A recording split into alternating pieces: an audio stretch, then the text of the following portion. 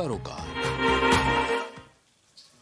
नमस्कार, मैं हूं मयूरी श्रीवास्तव। स्वागत है आपका प्राइम टीवी में। वक्त हो गया है उत्तर प्रदेश की बड़ी खबरों का।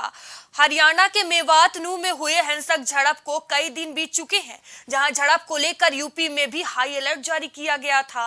साथ ही यूपी में अधिकारियों को योगी आदित्यनाथ ने चेतावनी भी दी थी। वहीं मेवात में हुए हिंसक झड़प को लेकर उत्तर प्रदेश के गाजियाबाद में प्राइम टीवी ने युवाओं से उनकी राय जानी। देखिए हमारी ये रिपोर्ट। मेवात के नू में हुई हिंसक झड़प के बाद लगभग 5 दिन बीत चुके हैं और क्या कुछ माहौल है इस समय हरियाणा के नू में, उसी पर हम चर्चा करने के लिए इस समय गाज़ियाबाद में मौजूद है। और गाज़ियाबाद के जो नौजवान हैं, जिस तरह से वहाँ हिंसक झड़प हुई, नौजवानों ने पत्थरबाजी की, उन्हीं पर हम सवाल जवाब करने के लिए इस समय मौजूद हैं। नौजवानों से पूछना चाहेंगे कि वो इस हिंसक झड़प को किस तरह से देख रहे हैं। हालांकि वहाँ पर एक शोभा यात्रा निकाली जा रही थी, जिसको लेकर खासतौर पर एक रणनीति के तौर पर वहाँ पर पत्थरबाजी हुई। लगभग 5 दिन बीत चुके हैं और खट्टर सरकार का भी कहना है कि उन्होंने लगभग 20 लोगों के ऊपर कार्रवाई भी की है और अन्य लोगों की तलाश भी जारी है। कुछ लोग जो हैं पहाड़ी पर छुपे बैठे हैं, उनकी भी कॉम्बलिंग की जा रही है, उनकी भी पुलिस तलाश कर रही है। हमारे साथ कुछ लोग मौजूद हैं, नौजवान, उनसे पूछेंगे कि किस तरह से देख रहे हैं नू में जो मेवात में जो हिंसक झड़प हुई है, एक शोभा यात्रा को टारगेट करके जो ये झड़प हुई है। पहले तो मैं इस पर छोटी सी बात ये बोलूँगा कि मेवात है क्या, मेवात को हम पता क्या बोल रहे हैं आज की डेट में, मिनी पाकिस्तान। इस चीज़ से लोग इसे कंसिडर कर रहे हैं कि क्या है मिनी पाकिस्तान। और क्यों है? छोटी से छोटी चीज़ जो होती है ना, वहीं से स्टार्ट होती है। आप देख के अब सोचो एक बार कि अगर नुपुर शर्मा की जुबान काट देंगे 2 करोड़ रुपए देंगे, किसने बोला? मेवात से शुरू हुआ, ठीक है। उसके बाद आप यहाँ से कोई भी चीज़, मतलब गायों की बड़ी से बड़ी तस्करी कहाँ होती है? मेवात में होती है, काटे आते हैं। अच्छा यार, मेरा कहना ये है, जहाँ पे हिंदुओं की मेजोरिटी कम है वहाँ पे भारी कौन पड़ता है? मोमडन्स पड़ते हैं ना, मुसलमान पड़ते हैं। कौन नहीं, मुसलमान भी नहीं, पीसफुल कम्युनिटी, ठीक है, ये भारी पड़ते हैं हमारे ऊपर। क्योंकि यार हम लोग हैं, आपके जो भी है, वहाँ पे झेलता कौन है? जो माइनॉरिटी में, ठीक है। अब हमारे पास देखो गलती क्या है, हमारी है। हमारे साथ अगर मेजोरिटी में जो है ना, जैसे मुसलमान आ गए हमारे पास, ठीक है, हमारे पीसफुल कम्युनिटी वाले आ गए, यहाँ पे कम है और हम यहाँ पे मेजोरिटी में, अब इनके साथ बैठे हैं, नहीं भाईचारा है, हमारे भाई हैं, हमसे अच्छे से बात करते हैं। यार वो अच्छे से बात करेंगे क्योंकि उनकी मजबूरी है, ठीक है, वो इसलिए करेंगे आपसे अच्छे से बात क्योंकि भाई वो कम है।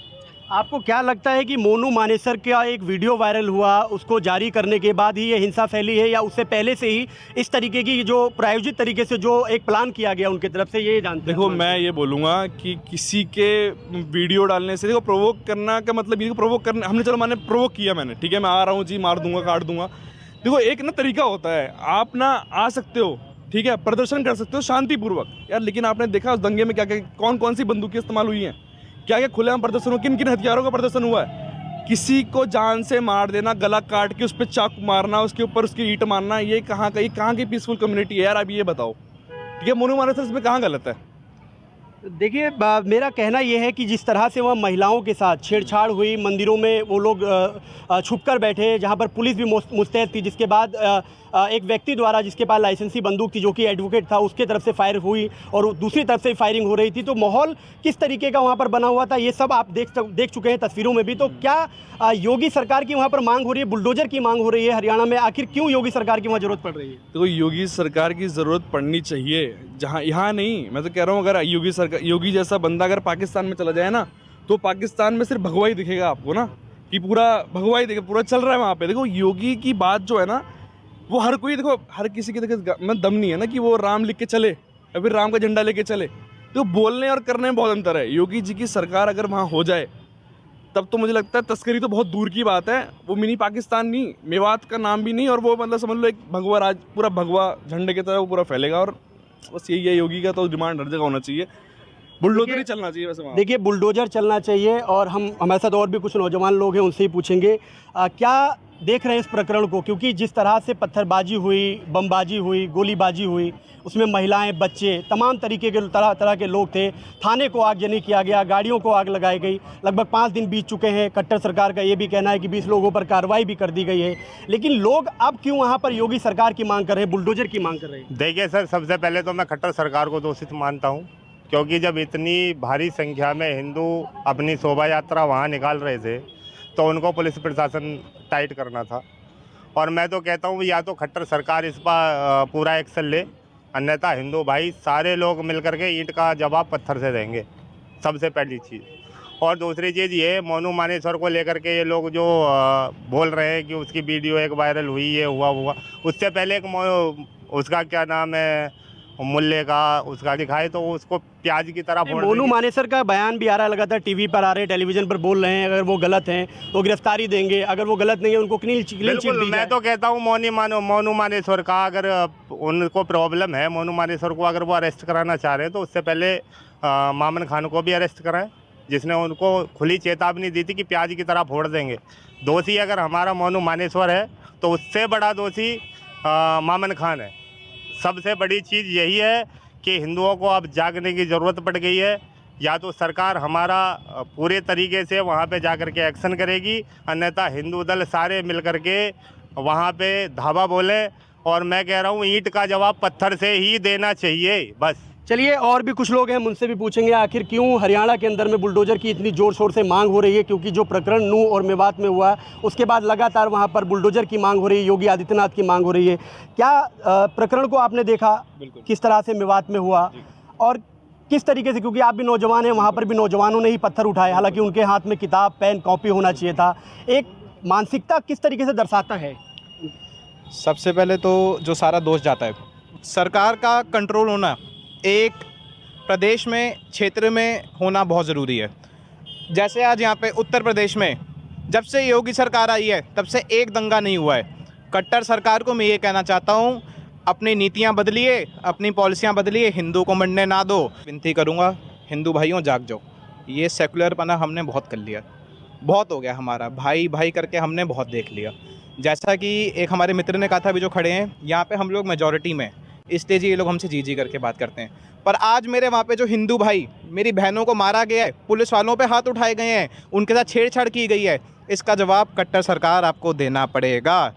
आपको जितने भी आपके अधिकारी हैं जो वहाँ पे मौजूद थे, उन सबको एक एक जवाब देना पड़ेगा। क्यों इतनी भारी संख्या में हिंदू वहाँ पे मरे हैं, क्यों वहाँ पे इतने दंगे हो गए साथ में। मैं ज़्यादा इस पे विषय पे ज़्यादा कुछ नहीं कहूँगा, क्योंकि मेरा दिल बेहद दुखी है। जब से ये न्यूज़ चल रही है, मैं कह रहा हूँ हमारे सारे हिंदू भाइयों का ही दिल दुखी हो चुका है अंदर से। क्या हमने देश को इसलिए आज़ादी दिलवाई थी? क्या हमारे वीर योद्धा इसलिए लड़े थे कि ताकि आज ये लोग हम पे उल्टा वापसी ये हम पे छुर्रे घोंप दें हमारी पीठ के अंदर? मैं माफ़ी चाहूँगा अगर आप लोगों को ऐसे सेकुलर रहना है तो ऐसे हमारे देश में कोई रहना फ़ायदा नहीं है। हिंदू जाग जाओ, अभी भी समय है। जय श्री राम, जय भारत। आपने जो बात कही बहुत अच्छी कही, लेकिन एक बात बताइए, जिस तरह से ताजिया निकलता है या अन्य इनके त्यौहार होते हैं, मुस्लिम त्यौहार होते हैं, क्या कभी आप लोगों ने सोचा है कि इनके त्यौहार के ऊपर पत्थरबाजी की जाए या इनको प्रोवोक किया जाए या इनको घेरा जाए? ऐसा कुछ मन में कभी विचार आता है ऐसा? इस बात पे मैं ये कहना चाहूँगा, सनातन धर्म, श्री राम जी, गुरु नानक देव जी, गुरु गोविंद सिंह जी कभी ये सिखा के गए ही नहीं। कहते हैं सारा धर्म एक है, चाहे वो हिंदू का धर्म निकल रहा है, चाहे कोई रैली सिख की निकल रही है, चाहे क्रिश्चियन की निकल रही है, मुसलमान की निकल रही है, हाथ जोड़ के वहाँ पे खड़े हो जाइए, क्योंकि वो भगवान निकल रहे हैं वहाँ से। ये लगता है ये दूसरे पक्षों को नहीं सिखाया गया है कि अगर हिंदुओं की भी रैली निकल रही है तो आप लोगों को भी समझदार रहना चाहिए कि वो एक भगवान जा रहे हैं वहाँ पे। आप भगवान पे पत्थर मार रहे हो, आप हिंदू पे पत्थर नहीं मार रहे हो। आपने श्री राम जी पे पत्थर आपका वो किया, और ये इसका फल वो ऊपर वाला ज़रूर देगा। बाकी जितने भी युवा मेरे भाइयों हैं, आज से आप लोग प्लीज़ जाग जाओ, अब ये समय आ चुका है। ज़्यादा समय तक हम नहीं सो पाएंगे, बहुत समय से सो रहे थे। एक साथ एकत्रित होइए, अपना एक ग्रुप बनाइए जिसके अंदर अलग अलग विषयों पर चर्चा की, अपनी टीम को मजबूत बनाइए।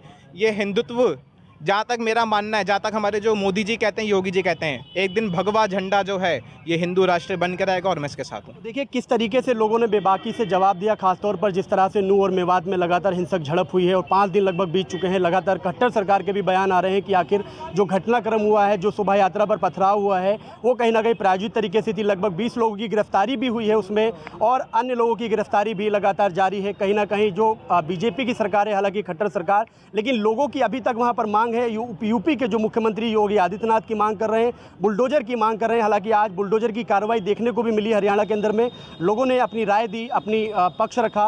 गाजियाबाद से प्राइम टीवी के लिए प्रवीण मिश्रा। अभी के लिए हमारी इस रिपोर्ट में इतना ही। आगे आपसे फिर होगी मुलाकात, तब तक लिए बने रहिए प्राइम टीवी के साथ। नमस्कार।